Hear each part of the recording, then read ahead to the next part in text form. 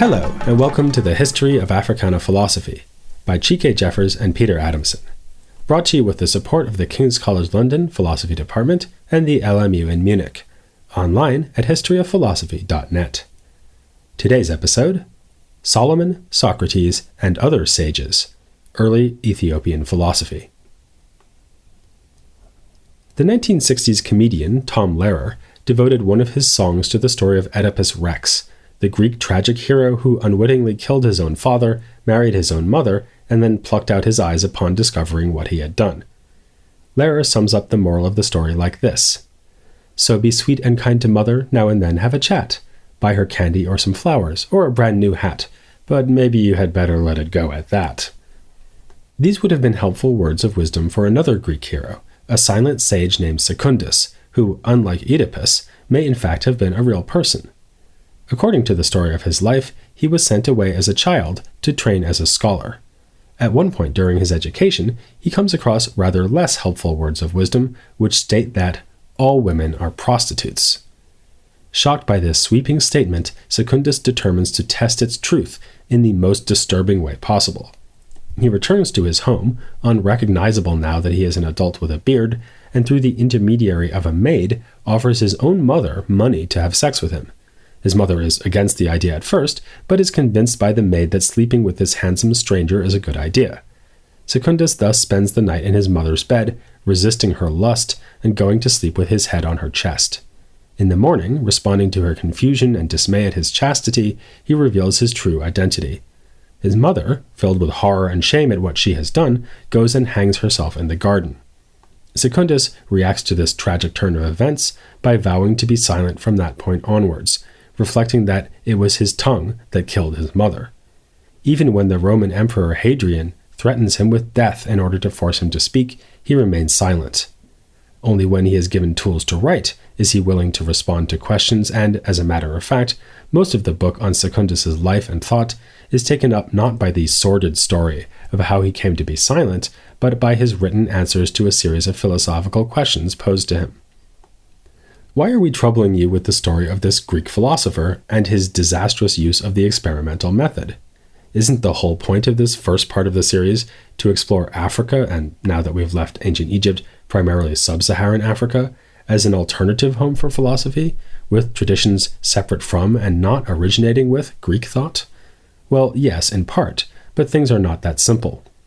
It is common for people to contrast Western and non-Western philosophy, with the former referring to philosophical traditions that are European in origin, ultimately traceable back to ancient Greece, and the latter to the independent traditions that arose in places like China and India. But this has always been a problematic contrast, and not only because it seems rather rude to define all these other traditions negatively as non-Western or non-European. The fact is that Greek philosophy's influence has never been confined to Europe or to territories generally recognized as part of the West. Longtime listeners know that philosophy in the Islamic world was deeply influenced by Greek philosophy, and as we mentioned in the first episode of this series, some of its greatest authors lived in Central Asia while engaging closely with Aristotle. A similar point can be made in the case of the Life and Maxims of Secundus and several other Greek texts that made their way in ancient, medieval, and early modern times to sub-Saharan Africa, and in particular to Ethiopia. This is just one part of a much larger story of the diffusion of Greek philosophical literature, a diffusion that was much wider and more complex than is usually appreciated. Some of this story, such as the rendering of Greek philosophy into Syriac, Armenian, and Georgian, has recently been told in an episode of this series of podcasts running parallel to this one, on the history of Byzantine philosophy. Indeed, with this episode on Ethiopia and the ones to come, we are crossing the streams, as both series explore philosophical thought in the cultural sphere known as Eastern Christianity. So, how did it come about that there were Ethiopian translations of Greek literature? It may be worth noting, first of all, that the word Ethiopia is itself Greek in origin.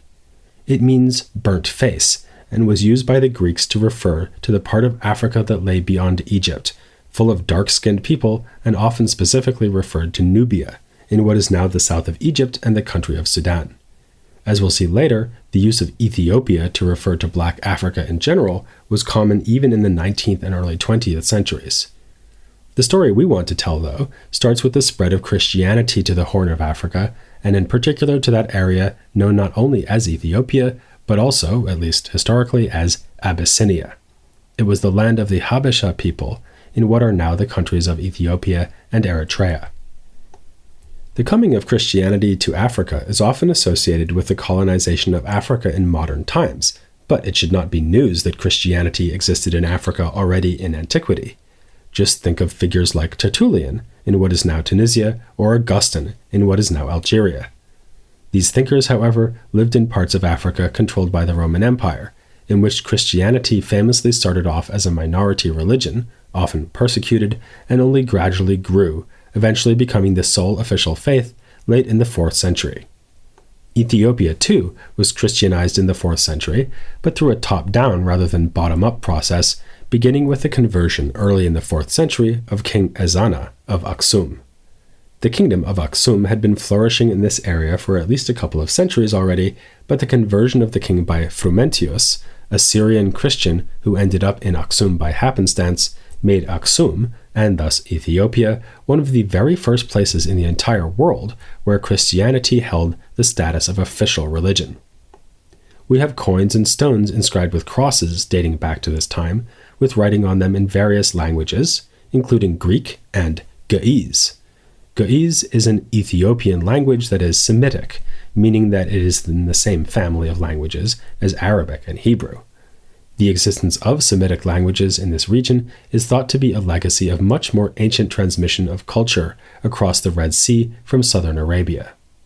In any case, by the 5th century, we already have the Bible and liturgy being rendered into Ge'ez, once again from Greek. Coming now to the topic of how Greek philosophical literature was translated into Ge'ez, important to the story is the connection between Ethiopia and a place that is by now familiar to us, Egypt. Frumentius traveled to Alexandria to be consecrated as Archbishop of Ethiopia by Athanasius, last mentioned on this podcast in episode 107 of the original series. Thereafter, it became tradition that the Coptic Church of Egypt would provide Ethiopia with its Abuna, or archbishop. Only in the 20th century did they finally take the step of appointing an Ethiopian as head of the Ethiopian Orthodox Church. Before that, it was always an Egyptian. This ecclesiastical connection facilitated the importation of intellectual products, with an interesting early case being a Greek text called the Physiologos. This book introduces the reader to an array of real and mythological animals, which are described in zoological, ethical, and symbolic terms. Some of this material is reminiscent of a text like Aristotle's History of Animals, but the symbolism in the text is fervently Christian. For example, the ichneumon, or Egyptian mongoose, is described as being known to sneak into the open mouth of a sleeping crocodile, eat it from the inside, and then burst through its stomach to freedom. Whereas the modern reader will inevitably note that this mongoose is a cuddly version of the creature from the Alien movies, the Physiologos instead remarks that it is like Christ himself, who descended into hell to free certain souls from death. The case of the Physiologos shows how the dissemination of Greek literature sometimes had little or nothing to do with European connections. Claude Sumner, a Canadian scholar who moved to Ethiopia and became the person who has done the most to promote the study of Ethiopian philosophy, tells us that the original Greek version of the Physiologos was almost certainly written in Egypt, specifically in Alexandria, probably in the late 2nd or early 3rd century. The Ethiopic translation may have been accomplished as early as the 5th century, quite likely by an Ethiopian monk also living in Egypt. Sumner even argues that certain aspects of the book recall ancient Egyptian thought and culture. Thus, with this translation of the text from Greek into Ge'ez, we actually have a text moving from one African culture to another. The Physiologos is one of 5 works that Sumner has identified as forming the basic text of Ethiopian philosophy. 3 of these works are translations, deriving ultimately from Greek texts. The Physiologos, as we have just said, was translated directly from Greek in late antiquity. The Life and Maxims of Secundus was, by contrast, translated not directly from the original Greek, but from an Arabic translation of the Greek text, possibly as late as the 15th or 16th century, and the same goes for the Book of Wise Philosophers, which we'll be getting on to later in this episode. Finally, in the 17th century, we have original compositions in Ge'ez by Zera Yacob and his disciple Walda Hewat, who we will be discussing next time. Would it be fair to say, though, that before them there was no original philosophy written in Ge'ez, only translations? J.M. Harden, in his 1926 book, An Introduction to Ethiopic Christian Literature, provides what is still a useful overview of literature in Ge'ez, but warns the reader early on that this literature is characterized by a conspicuous defect, namely its want of originality, as it is, for the most part, a literature of translations. To this, we would say, not so fast. When we discuss Zera Yacob and Walda Hewat in the next episode, we'll begin by exploring the 15th and 16th centuries leading up to their time as an era of religious controversies. This era produced a number of writings that ought to be re-examined for their philosophical content and implications. Right now, though, just as we looked at the philosophical themes that may be found in the Epic of Gilgamesh when discussing ancient Mesopotamian thought, we can look for distinctively Ethiopian philosophical material in what can be called the country's national epic, the Kebra Nagast, or Glory of the Kings. This book is best known for telling the story of the meeting of the Queen of Sheba and King Solomon, a story that can be found in the Hebrew Bible, but which is greatly expanded upon in the Kebra Nagast.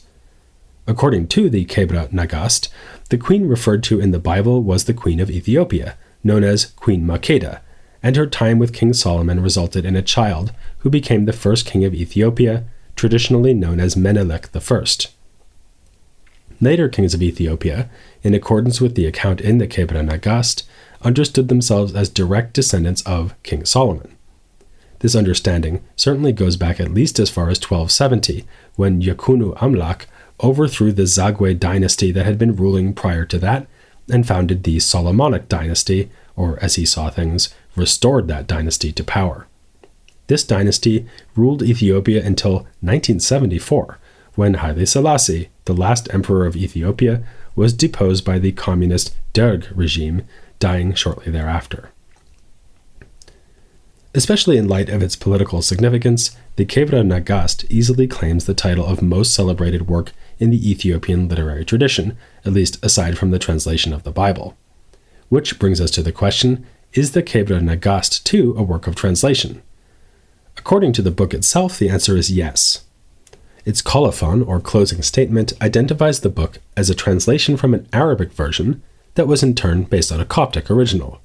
Coptic, by the way, is the liturgical language of the Coptic Church, and can thus be seen as the only surviving variety of the ancient Egyptian language, one written using a variation of the Greek alphabet. But it's a matter of scholarly debate whether the information in the colophon is accurate. The scholar Richard Pankhurst has stated flatly, "No Coptic or Arabic version has ever come to light, and it may be assumed that the text was in fact originally written in Ge'ez," which seems pretty plausible. Bear in mind that this is not merely a national epic, but a thoroughly nationalistic epic, one that positions Ethiopians as the chosen people of God who have taken over this role from the Jews. It is natural to think that such a work must originally have been written in an Ethiopian tongue. Some have therefore assumed that the Ge'ez text as we have it is really the original version, and we can gather from the colophon that it was completed by 1321 during the rule of the emperor Amda-Seyon. The truth, though, is almost certainly somewhere between Pankhurst's assumption of complete originality and the colophon's pretense of mere translation. Wendy Belcher, who is currently working on a book on the idea of an African Queen of Sheba and co-authoring a new translation of the Kebra Nagast with Michael Kleiner, tells us that some parts of the book dealing with the queen are definitely translated from a pre-existing Arabic text. Intriguingly, Belcher suspects that this Arabic text may not have been Egyptian, but Nubian, and written sometime in the 12th century or earlier. Other parts of the Kebra Nagast, however, depict real historical events involving the kingdom of Aksum, specifically the time in the 6th century that King Caleb of Aksum conquered a significant portion of southern Arabia, stretching Aksumite territory to its largest extent. Interpretation of this material has led one scholar to suppose that there was a version of the Kebra Nagast completed already in the 6th century, making it contemporary to the events described. As for the question of what language the work was written in, it has even been proposed that the work may have been first written in Ge'ez, then translated into Coptic, then translated into Arabic, before finally being translated into Ge'ez again. And indeed, Ge'ez seems the right reaction. Still, whenever its various parts were first composed, and whatever languages may have been involved in this process, it is clear that the Kebra Nagast is a distinctively Ethiopian combination of sources, strikingly original in its own way. But what, if anything, is philosophical about it? Well, if we recall that the Greek word philosophia literally means love of wisdom, then philosophy is arguably one of the book's central themes. Queen Makeda is praised as having already been a very wise ruler, but she travels to see King Solomon precisely because she values wisdom above all else. Before leaving, she gives a speech to her people about the importance of loving wisdom, saying, "For it is right for us to follow the footprints of wisdom and for the soles of our feet to stand upon the threshold of the gates of wisdom. Let us seek her, and we shall find her. Let us love her, and she will not withdraw herself from us. Let us pursue her, and we shall overtake her. Let us ask, and we shall receive, and let us turn our hearts to her, so that we may never forget her." It's true that wisdom in this text is defined in a fundamentally religious way, as the most valuable wisdom that Makeda receives from Solomon is knowledge of the one true God of the Jews, causing her to abandon her people's traditions of worshipping the sun and other natural elements, or artificial creations. Yet the dialogue between Makeda and Solomon also features general philosophical questions concerning what difference in substance or value there is between a rich monarch like Solomon and a simple laborer, or how the fleeting nature of mortal existence relates to the importance of striving to do good in the world.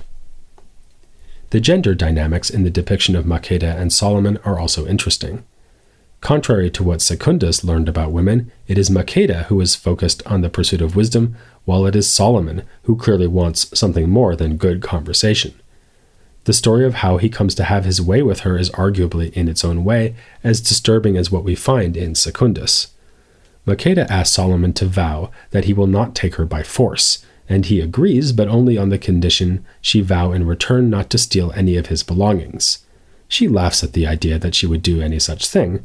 After all, she's already wealthy and came seeking only wisdom, not material things. But she agrees. The way her food is prepared, though, is calculated to leave her very thirsty, and after a bit of sleep, she wakes up parched. When she tries to drink from a jug of water next to Solomon's bed, he catches her hand, points out that she has broken her vow, and gets her to agree that he is therefore released from his vow.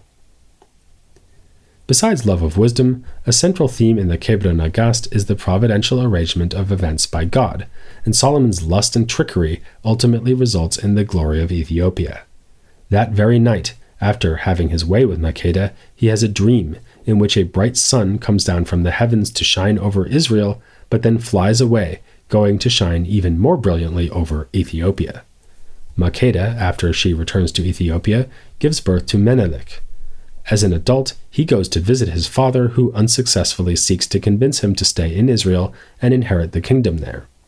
Accepting that he must send his son to go rule over Ethiopia, Solomon makes the fateful decision to send along with his son the firstborn sons of all the nobles of Israel. It is at this point that the Kebra Nagast might earn an alternative title, the original Raiders of the Lost Ark. Azariah, son of the high priest Zadok and one of those appointed to leave for Ethiopia, devises a plan to bring with him and his fellow sons of Israel the Ark of the Covenant, that famous chest containing the 10 Commandments, which is referred to in the Kebra Nagast as the Tabernacle of the Law of God, and also as Lady Zion. With angelic support and other forms of divine intervention, the Ark is spirited away and brought to Ethiopia. Its arrival accomplishes the transfer of glory from Israel to Ethiopia. Power is ceremoniously handed over by Makeda to Menelik. Meanwhile, back in Israel, Solomon continues to succumb to lust, as he is tricked by an Egyptian woman into worshipping her pagan gods. By the end of the book, Ethiopia is exalted as the most powerful and blessed kingdom of all, with Rome, that is the Byzantine Empire, in second place. The author writes, "Thus hath God made for the king of Ethiopia more glory and grace and majesty than for all the other kings of the earth, because of the greatness of Zion, the tabernacle of the law of God, the heavenly Zion. Given the supernatural trappings and setting in ancient history, this exaltation of Ethiopia may seem to be of little contemporary relevance. Yet the work plays a central role in an essay by the Ethiopian philosopher Mese Kebede, The Ethiopian Conception of Time and Modernity, which was written in Amharic, the most widely spoken Ethiopian language today. Ge'ez apparently died out as a commonly spoken language early in the medieval period and ceased to be the main literary language by the 19th century, although it lives on as a liturgical language. Kebede argues that Ethiopia has failed to flourish in recent times, at least in part, because of the acceptance, starting in the 20th century, of Eurocentric models of the trajectory of history and the cultural foundations of modernity. He looks back to the Kebra Nagast as a prime example of the fact that, previously, Ethiopia had her own theory of history, one in which it did not simply follow other countries, but stood out as history's leading force. Kebede says that Ethiopia must once again take ownership of history in order to find direction and attain success. The Kebra Nagast vision of the world could, indeed, hardly be less Eurocentric. Yet it is also, of course, a perfect example of how deeply embedded Ethiopian thought has been within a specifically Judeo-Christian framework. How then did Ethiopian thinkers deal with the pagan heritage of the Hellenic world? Here we can turn to the Book of the Wise Philosophers. The Ge'ez version of this work dates to somewhere around the second decade of the 16th century and is generally attributed to a cleric called Abba Mikhail, an Egyptian. The text is, however, labeled as being by the mouth of Mikhail, which might suggest a collaborative process in which the Egyptian cleric would have recited the text in a form of Arabic understandable to an Ethiopian scribe who rendered it into Ge'ez. As for the Arabic text, Sumner identifies it as a work of translation by Hunayn ibn Ishaq, a Christian Arab based in Baghdad in the 9th century and one of the greatest figures of the Greek Arabic translation movement, mentioned in episode 122 of the original series.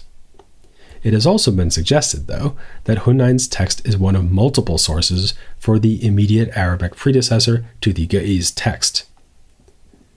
Those coming to the Book of the Wise Philosophers expecting recognizable excerpts from Plato's dialogues or Aristotle's treatises will be disappointed. The book is a collection of sayings and anecdotes, the greatest number of which are attributed to anonymous wise men, some to religious figures, including Solomon, in fact, and some to Greek philosophers like Socrates, Plato, and Aristotle. But the sayings ascribed to them have little or no basis in the ancient text through which we know them. Instead, these pagan philosophers are often made to talk of God, sin, and other spiritual matters in a way that is, if not explicitly Christian, at least remarkably congenial from a Christian point of view. A book like this tells us a lot about what the term philosophy has meant to people over the ages. Texts of this sort are easy to memorize, easy to appreciate, and also easy to modify, making them likely to acquire and lose material as they are transmitted, especially across language barriers. If we asked a well-educated resident of 5th century Alexandria or 10th century Baghdad, or alternatively a 16th century monk in Ethiopia, what they knew about Empedocles or Plato, they likely would not have responded by mentioning cosmology or the theory of forms. They would probably have quoted from this kind of so-called wisdom literature, offering up thoughtful sayings or witty remarks that were collected and passed down across the centuries like philosophical baseball cards. Among the most valuable players of all time, of course, is Socrates, and we find some rather amusing gems attributed to him. When he asks his wife why she is weeping, and she says it is because he is going to be killed unjustly, he replies, "Would you be pleased if I were killed justly?"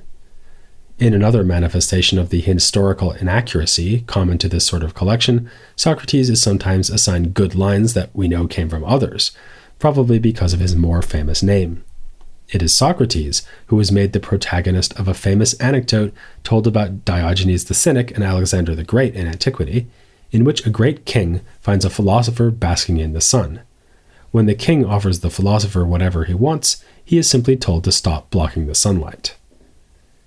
In addition to the historical inaccuracies, the text is a collection of disparate materials, so it is not easy to discern any unified set of ideas within its many sayings. Sometimes the sayings are outright contradictory.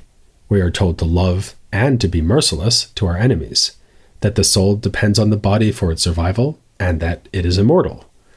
Alongside the sort of misogynist remarks familiar from the tale of Secundus, we are more convincingly told that no precious stone is preferable to a good woman, and that a man should respect his wife like an angel.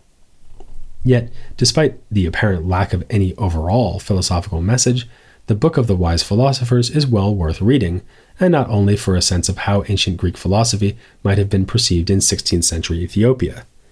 Some of the sayings display such pithiness or insight that we can't resist quoting them. People are of two types, for and against you. The rejoicing of the rich adds to the poverty of the poor. If you want to know the heart of a man, speak nonsense to him. If he accepts it, he is a fool. And perhaps most memorably, if it were possible to build a house by shouting, a donkey would build 2 houses a day. Furthermore, it's not quite right to say that there are no consistent themes in the book. One message any reader will take away is a powerful endorsement of asceticism, which again would fit well with its having been transmitted in monastic contexts. Alongside the pagan philosophers, the heroes of some anecdotes are unnamed monks, who, among other things, point to the sky when some travelers ask them for the right way, or advise us to be grateful for a handful of food and always ready to die. The worst attitude one can have is to love this world, since it distracts us from our true destination during what is in fact only a brief sojourn here in the body. By the same token, one should face hardships with stoicism, knowing that this life will be over soon anyway. We mean the reference to stoicism quite seriously. We are here seeing ethical precepts of Hellenistic thought expressing themselves in a Christian context, and in the case of the Ethiopian translation about 2 millennia after Stoicism first emerged in the 4th century BC. In the next episode, however, we will be moving away from the translation of Greek thought into Ge'ez to discuss original philosophical thought in Ethiopia in the early modern period, focusing on 2 pioneering thinkers of modern African thought, Zira Yacob and Walda Hewat. So, if you do want to do something nice for your mother, here's a relatively safe option. Tell her to listen to the next installment of The History of Africana Philosophy.